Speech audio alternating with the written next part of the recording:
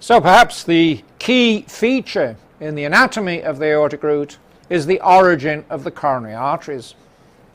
So I've returned now to the first heart that I showed you, in which I opened the aortic root by an anterior incision so that we can see its component parts. We can see how posteriorly its non-adjacent leaflet, its left coronary leaflet, are in fibrous continuity here with the aortic leaflet of the mitral valve. And let me show you again the interleaflet triangles.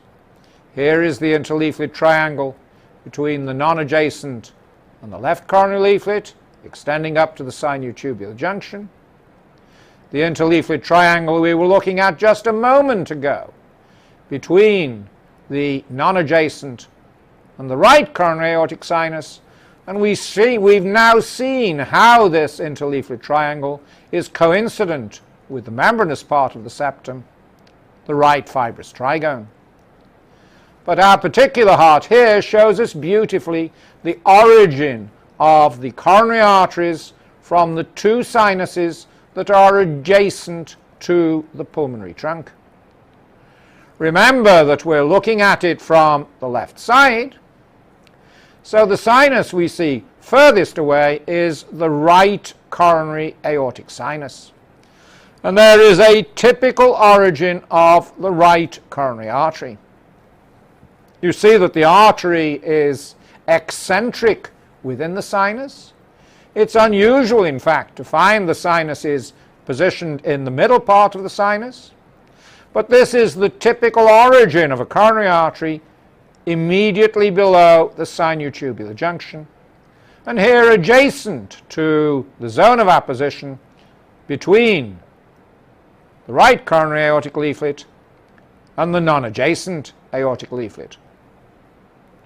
We then see the zone of apposition between the right coronary leaflet and the left coronary leaflet, and then beautifully here we see the origin of the main stem of the left coronary artery, and that also is immediately beneath the sinutubular junction.